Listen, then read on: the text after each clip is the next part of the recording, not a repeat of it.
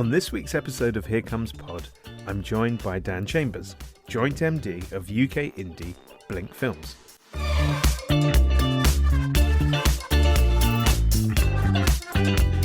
Dan's career has taken him from programme making to commissioning at Channel 4 and Channel 5, and ultimately head of programmes at 5, before he launched his production company with his partner Justine Kershaw.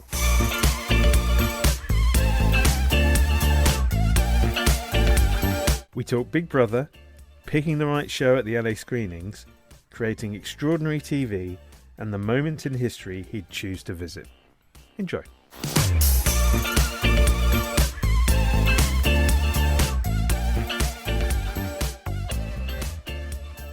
Hi Dan, welcome to the pod. Hi Danny, thanks for having me on.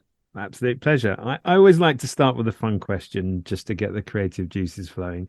And so my question to you is this: given your long association with history programming and factual programming, I thought it might be interesting to ask you, if you could live in any era of history other than the present one, which one would you choose and what would you do in that time? That's such a tricky question, Danny, because I'm, as you know, a bit of a history nut. You ask that question immediately, lots of places spring to mind. I basically want to be in all the places where interesting things happen. So I want to be there when the Titanic goes down, and I want to be there when the French Revolution is happening, and I want to be there. I want to be there when Jesus is crucified. You know, so how do you choose between? I basically want to go to all the key points in history and see them as they play out. And frankly, I don't care what I do. I'm happy to be anything. I'll be, whatever's going. I'll be a blacksmith, I'll be a fisherman, whatever the gig is at the time, I'm happy to take on.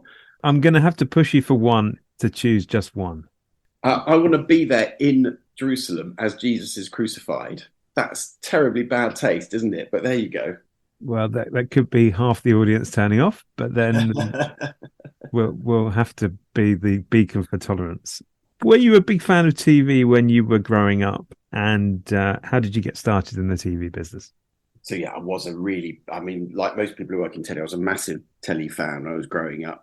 And I would, as a kid, and I'm sure, again, lots of people did this, kind of memorize the TV schedules. And so I knew what was happening on every night. And my favorite night of TV was Thursday, where you had Top of the Pops, Dallas, and Tomorrow's World. But basically, I was a huge TV fanatic, and never in my wildest dreams did I think I would ever actually work in telly, but I loved watching it. And how did you get started in it? So I finished university. I've been working on the university gossip column, which got me some slots on the Evening Standard, London's Diary, which I did for a year, and I really didn't like it. But over the course of that year, I wrote to all of the companies in the producer's handbook, the packed handbook, starting at A and working down all the way through. And eventually I got to P, and a very lovely man called David Cohen was looking for a junior researcher, and he asked me in for an interview, and he hired me. So you started as a researcher, and then you became a director and a program maker. But then in 1997, you became science commissioner at Channel 4. So what led to the move to the broadcast side and the commissioning role? So I've been working at Wall to Wall for an editor called Sarah Ramsden on a BBC Two series called Big Science. And she had applied for the head of science at Channel 4. And in a way, it was just very good timing on my part. I'd been working for her. And when she got the job at Channel 4, she needed someone to help her with the vast number of treatments that were coming in.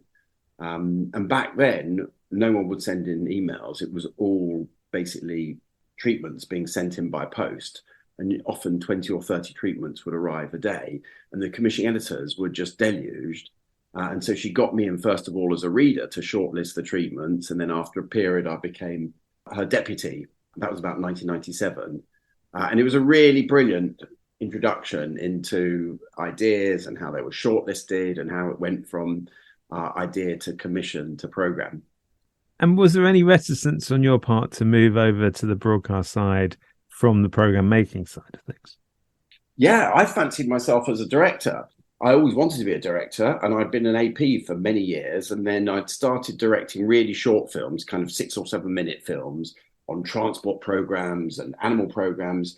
And then I finally got an Equinox about the sun. And then I got another Equinox, Loose Nukes, it was called, Russian nuclear weapons that had gone missing. And I thought, oh my God, this is the life. I could do this forever. And that I thought was my career path, and I was delighted with that. And then this job came along at Channel 4, and I felt that I couldn't really turn it down. And so, yeah, I made the transition at that point. And in my research, I saw that you were part of the commissioning process for Big Brother. What was that role, and could you have predicted what a cultural phenomenon the show became? Good question, Danny. So this is we're late 90s at this point, and I'm going to get very nostalgic. Forgive me. Late 90s, and Big Brother had started in Holland, and there was talk about it at Channel 4. And Tim Garden, who was then the director of programs, had been made aware of it, and he'd said to me and the commissioning editor of features programs, Liz Warner, could we go and just suss it out? And so we took a trip to Holland, and we landed in Amsterdam airport, not really knowing that much about it, but knowing it was a little bit of a phenomenon. And we got in a taxi at Amsterdam airport, and we said to the cab driver, take us to this address, the Big Brother house. And he started saying, oh my God, you don't want to go there. It's such a shit show. It's basically scraping the bottom of the barrel. Why would you go there? And then over the course of the journey, he started telling us about the characters, about Brad and whether or not he'd actually shagged Sabrine, and whether someone else had double-crossed someone else. And he just knew every single detail. And over the course of that cab journey, we thought, oh my God, this is a phenomenon. He's telling us he hates it, but he knows every single detail that's going on. And before we'd seen the setup or we'd seen the show, it was just absolutely clear it had taken Holland by storm. And so we were sold on it before we even got there. And we went through the camera runs, and we saw the setup, and we watched the show. And it was then really plain that this was a brilliant show. This was going to be one of those watershed moment shows. And so we came back and we said to Tim, yeah, your instincts were right. You've got to take this show. You've got to buy it. And he did. And the channel played it as an 11 o'clock show. It went out 11 o'clock, half hour every night. And it was a very low budget when it started. And it had psychologists analysing the body language of the members of the house. It was quite a different show. And for the first 4 weeks, no one really paid it much attention. It did a small audience, but nothing to write home about. And then I don't know if you remember, there was Nick Bateman, Nasty Nick, who started trying to manipulate things. And Craig Phillips, the builder, decided that he was going to bang him to rights. And it just became this sensation, and it got the front pages of all the papers. And then it moved from, I think it was 11 o'clock to 10 o'clock. And the phenomenon was kind of born. But yeah, in answer to your question, I didn't expect it. No one really expected it. We thought it might be a good show, but no one thought that it was going to go meteoric like that. In 2001, you moved to Channel 5 as controller of Factual, commissioning a number of high-profile series, including the legendary World War One in Colour, which is, I think, where we first met. That's right. Yeah, yeah. How would you compare and contrast factual programming at Channel 4 and Channel 5 then, and maybe also now, because both are really well known for the genre, but I think in quite different ways? Yeah, so back then, 2001, the budgets were still pretty good at Channel 4. I mean, it's all relative, but it was enough to get a Channel 4 budget on an Equinox or a High Interest, their finance shows, or a Secret History or a Secret Lives, or any of those factual shows. They had Testimony, I think it was Witness, and basically they picked off all the different areas of factual, and there was a strand that covered it, a bit like Radio 4 is now in a sense. And all of those strands were well funded. There was enough money for a decent production period and a decent edit and a camera crew and all the rest of it. And I got to Channel 5 and I realized that there was a similar level of ambition, but nothing like the budget at all. And it became clear that the only way we were going to be able to compete then with Channel 4 was to try and get American or international channels interested in the same thing so that we could club together and co-produce shows. And so we did quite a lot of that in the space of, we launched a strand called Revealed, which was history revisionist strand, and we launched a strand Extraordinary People, which was about people with extraordinary abilities or disabilities, and it became all about basically co-productions. But it worked. In that first year or the second year, we managed to come up with a show on the Dam Busters with a big co-production, which got the RTS prize for the best history show, and we had a slew of awards, and so it was possible, but it felt like it was much harder work. And in answer to your question, what's it like now? Well, funny enough, because money's got spread so much thinner across the streamers now and the cable channels, in a way, I think Channel 4 and Channel 5 funding is more similar, that Channel 4 has got to do lots of co-production funding now to make it work. Not in all areas, but in those areas where there's interest in the same shows in the US and other countries, it's been encouraged to do more of those co-productions. And as a result of it, some of those shows are better funded and they're better shows. So maybe it's no bad thing. In 2003, you became director of programs at Channel 5, which is a role you held until 2006. How did your working life change as you became responsible for the full output across all the channels at Channel 5? Yeah, it was a big change for me because I was in my mid 30s then. I was still quite wet behind the ears, and I knew a bit about factual programming, but I knew very little about entertainment and drama and sitcom and children's and all those other outputs.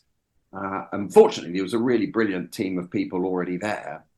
Some of them left when I became head of programs, maybe because they didn't like me, or maybe because they were following the outgoing director of programs out the door. I'm not sure, but it meant that I had to basically fill the shoes of some very capable people. But I made some appointments that I was happy with, and I think back now, they were people that have gone on and done, really brilliant things. One of the people I hired was Ben Frau, who went on to be a big hit in Irish TV, who obviously runs Channel 5 now, enormously successfully. And I took immense kind of pleasure in trying to hire the very best people I could for all of those different roles. And it was an amazing experience for me in getting involved in commissioning all those other areas, getting involved in commissioning sitcom and dramas and entertainment shows. And there were some good shows, there were some bad shows in the mix too. But yeah, I had a whale of a time. I think it's fair to say that Channel 5 was still somewhat reliant on movies and US series. And, you had standout shows like the CSI franchise, for example, which was really important for driving audience. How did you find navigating the US studio world alongside your head of acquisitions? So again, that, Danny, was a huge challenge for me. I hadn't done anything like that before. And fairly early on, after getting the gig of director of programs, someone told me there was this thing that I never heard of called the May screenings in Los Angeles. And I went to it, again, totally naive about what to expect. And I'd been used all my life to flying out economy class and basically just roughing it wherever I'd gone. And I found myself flying out first class and staying in these very swanky hotels where I have to say I didn't feel like I belonged at all. And then going to a different studio every day. And you've done it. You see all the shows that they have, all the pilot shows. And at the end of the day, you have to decide with your head of acquisitions and the chief executive which shows you're going to bid on. And you get as much information as you can. And you think, well, what are the audience interested in? And what's the profile and all the rest of it? You ask all those questions. But in a way, it then comes down to gut. You go, what's actually going to be good? What's going to work? And then having made the decision, the channel then starts bidding for it. And it's vast sums of money. Or certainly back then it was vast sums of money. And again, if I think back, we made some really good decisions. We made some bad decisions too. And yes, for the Channel 5 back then, those acquired shows, those American shows, were a really important part of the schedule. Much less so now, but then they really were. And I think Joey was on your watch, you were telling me. And so that must have been a real roller coaster. You know how to put the thought in my side, Danny. Yeah. So there were good decisions, there were bad decisions, and one of the bad decisions was Joey. So Joey was a spin-off from Friends. Friends had been the biggest sensation through the 90s and into the noughties, and Friends had come to an end, and Joey Tribbiani was embarking on this solo show, and we'd gone to Warner's and we'd seen the pilot for it, and everyone in the theatre was laughing. It was a really brilliant show. It was a really fantastic pilot, and Channel 4 had put it about that basically they would do anything they could to get the show because they wanted a continuation of the Friends audience. And it was at a time when Channel 5 had more money and it had kind of big ambitions. And so the bidding war started, and it started at a kind of sensible price, and then it doubled, and then it tripled, and then it quadrupled. It just went up and up. And every single time, it was Jeff Ford, who was the head of acquisitions. I hope he doesn't mind me mentioning his name, came back and said, are we going to go any higher? Look, it wasn't just my decision. It was my decision and the rest of the Channel 5 board. But I was backing it, and I backed it up to a high figure. And that was our last offer. And at that point, we basically just sat and waited and prayed. And then it turned out that we got it. We got this show. And we used it as the basis for a whole comedy night, thinking, oh my God, it's just going to be massive. And the first show went out and it was good and it did a great audience. And the second did well and the third did well. But over the course of the run of whatever it was, 23 episodes, it became clear it wasn't going to be the hit that Friends was. It wasn't exactly a turkey, but it wasn't the really brilliant standout show. And as a consequence of that, looking back, yeah, we massively overpaid. Sorry, Channel 5. Well, listen, I had Jeff Schlesinger on the podcast talking about bringing Friends to the market in the first instance and how everybody underestimated it. They had to kind of force it into a package with Channel 4, and then it became a phenomenon. So it just goes to show that when it comes to these decisions, you are a little bit in the lap of the gods. So it's just interesting, I think, for somebody who's come from the program making side and then is specialist in a particular genre like factual, to then be exposed to this other world of TV broadcasting and the dynamics of it, and then having to adjust. It's a really interesting experience to have gone through, I think. Oh, it was mental. I mean, it's a totally different experience. And I was kind of partially prepared in as much as I suppose as I'd done some negotiations and you, when you're assessing the editorial, you get as much information as you can and you try and work out who the audience is going to be and all of those things. But as we were saying before, when it comes down to it, I'm just a viewer. We're just all viewers. It's gut.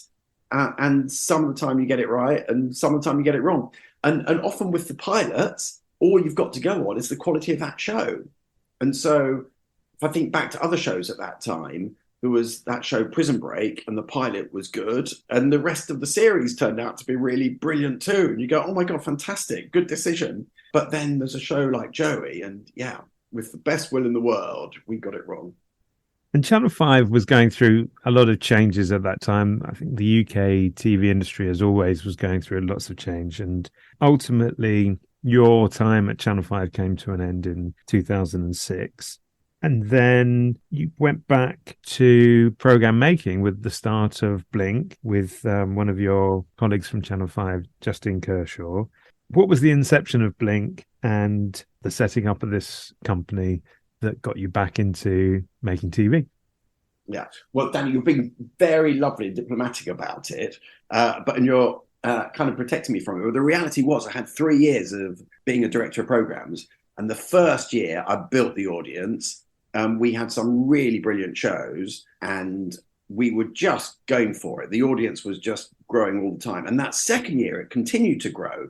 And we went from something like a 6.2% share to almost a 7% share. And you think now, a 7% share for a terrestrial channel, bloody amazing. But then that third year, there was the rollout of all of the digital channels, and the audience were just fragmented across so many more channels. And to keep the growth going, we needed to take some really big bets. And some of the bets worked and some of them didn't. And so Joey was one of the bets that didn't work. And there were a couple of entertainment shows that didn't work. And then there were some other shows, acquisitions like House, that worked really well, and Make Me a Supermodel that worked really well, and various other things, but not well enough. So at the end of that third year, the powers that be there decided that basically I'd done my time and it was time for me to move on. I mean, I thought 3 years wasn't bad. I was happy. I was happy to move on at that point, but I was only in my late 30s, I think. Then let me work it out. What year was it? Yeah, and it was, God, what do I do now with my time? And so the only thing I felt that was really open to me was to start an indie. And you mentioned my colleague at Channel 5, Justin Kershaw. Yeah, she'd been running factual programs very successfully. She decided it was time to move on. I think the channel were desperate to keep her, but she wanted to leave. And so she left in June 2007. And that's when we started Blink. And the Channel 5 former CEO, Jane Lighting, was really helpful. She encouraged us to make our first shows for her. And our first two series were for Channel 5. One was a small series, which was really brilliant for us. It was called Extraordinary Animals. And it was just like Extraordinary People, but it was about animals who could do amazing things. Tremendous feats of memory or problem solving, or a horse that could count, or things like that. And one of the beauties of it is it just sold everywhere. And the other series was called Movie True Stories, where we took really well-known Hollywood movies and we told the true story behind them. Everything from Indiana Jones and Silence of the Lambs and Saving Private Ryan. And again, that was an internationally successful series. And it basically, those two series became the basis of being able to hire more people, hire a head of production, and all the infrastructure you need for an indie. And it meant that we didn't have to take investment from an outside funder at all. And so we could keep ownership of the company. And so, yeah, in a way, Channel 5 did really well by us to get us going on that path. And how was it being a seller of programs when you'd been a buyer for some time and you were selling to people who, I guess in some senses, were your competitors whilst you were at Channel 5? I'm not going to lie, it was pretty hard at first, I have to say. When you've been used to basically making all the decisions, and you can have an idea in the bath and then you can go into work and you can give the idea to someone and then it turns into a program, it's easy and you feel like you run the universe. And then 2 weeks later, you're thinking, all right, what ideas can I cook up? And you go and see someone. And I remember, it's probably going to kill me for saying this, I remember going to see Ben Frau when we started the company. And he said it in jest, but he said, who's behind the desk now, Ben? And we laughed, but there was some truth in that. You know, he was then the decision maker and we were the indie supplicant pitching the ideas. And it has been hard. I mean, one of the great things about it, I suppose, is you develop the idea right from the outset and you kind of take ownership of it, but you're dependent on the channels, the commissioning editors, for seeing the potential in it, working with you, and at the end of the day, they have much more of the control, really, than the indie. So you mentioned that you didn't need funding when you started out, and that meant you could keep control. But as the business grew, how important was it to then get some external investment to help fuel that growth? It became important. So we got to, we started in 2007. We got to 2015. So we basically were going for 8 years. And it became clear that we were at a crossroads end. And if we were going to expand to the next level, we could either risk everything that we built up ourselves, or we could take some investment. And so we decided at that point that it was sensible not to risk everything, but take investment. And so we worked with a wonderful man called Neil Court, who's a Canadian. You know him, I think, Danny, living in Britain, still living in Britain. And he was able to raise money from a VC who then took over some ownership of the company, but in return for which they were able to inject quite a lot of money into the company. And it meant that we could start an American arm and we could move into daytime and just expand the company. And that was a really appealing thing to do. These things never go quite as planned, and it didn't go quite as planned, but it did basically allow us to expand the company. And I guess co-pro money still remains a key source of finance for the shows that you do.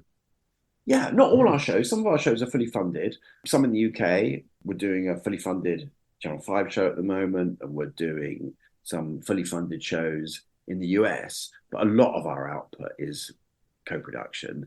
And that's tricky because, I mean, just to state the obvious, you need your American channel and your British channel, and sometimes your French and German and Australian channel to all agree on the editorial. And they've all got to agree to start at the same point, and they've all got to be happy with the level of money they're putting in. And there's lots of boxing and coxing to get everything right, and a mountain of contracts that need to be done as well. And it kind of feels worth it when it's a big show or a series. Sometimes the VC who own the company, I think, feel that if we're just doing it on a one-off, then we're wasting our time. But you've got to balance all the time, I suppose, the excitement of what the show is and the business side. So, with so many TV distribution platforms and services launching, has there been greater demand for the kind of factual programming that Blink produces, or does traditional linear TV still play a disproportionate role in your client base? Yeah, we still do some linear TV, and we really value Channel 4, Channel 5, BBC, ITV, and we work for all of them, and long may they last. They're still crucial in propping up the UK independent sector. But yeah, the streamers are quite an important part of our business now too, and it's kind of different product often. It's for the streamers, they were often developing shows in the kind of crime area, in the broader sense of crime, and they're often shows that play out over more than one episode. But for instance, we've just finished for Paramount Plus a 2-hour special on King Charles, and that's the kind of thing that we might have done for a UK terrestrial. But the difference, I suppose, is it was really well funded relatively when we put all the funding together. And it meant that we could go after Charles's ex-girlfriends and his school friends and all the people who worked in the palace for him. And it was, I think, over a year of research, and a terrestrial budget would never normally allow for that. And it just meant that we could turn over every stone. And as a consequence, we've got quite a special show. And so, yeah, there's something immensely appealing about working for a streamer where money is less of the important issue. It's more about, can we make the best possible show, and let's see what it costs. There's a lot of talk in the business about AVOD and fast channels and these emerging distribution platforms. Have you started to sense or get a feel for the role that they may play in being a future customer for you and being involved in commissioning? We're trying, and I'm aware you've got to be on that train. So my experience when I was in America a few months ago, Danny, was I went to see someone who ran one of these fast channels, and we started talking about ideas, and I was talking about how we did quite a lot of cookery programs and how we could work with different chefs. He said, yeah, I'll take that. And we talked about other areas. I'll take that too. Oh my God, this is amazing. We're making tremendous progress here. And then after talking about this, I said, well, look, let's talk money now. Let's talk budget. And he looked at me like I'd gone a bit mad and said, what do you mean? And he said, well, you've got to come to us with a fully funded show, and then we'll put it on our service. And I went, oh, blimey, is that how it works? And basically his whole business model is they'll take the show, but you come to him with a brand attached to the show that fully funds it. And that's easier said than done when on those fast channels, they can only, guarantee an audience sometimes in the thousands rather than the tens or the hundreds of thousands. And I'm sure there are some clever companies out there that are making it work, but it's certainly something that we haven't managed yet. Looking back, What would be the biggest lesson from your career that you would pass on to either your younger self or perhaps the next generation of TV executives? God, I suppose it's just bloody mindedness, it's pig-headedness, it's tenacity, it's sticking in there. You get so many rejections as a producer, as an assistant producer. Every good idea has been rejected umpteen times. And it's so easy to think, oh, maybe the idea's a bit shit, and to abandon it. And it's all about having faith in it. And we've lost faith in ideas sometimes over the years. And then 2 or 3 years later, you see it crop up again and someone else has made it and it breaks your heart.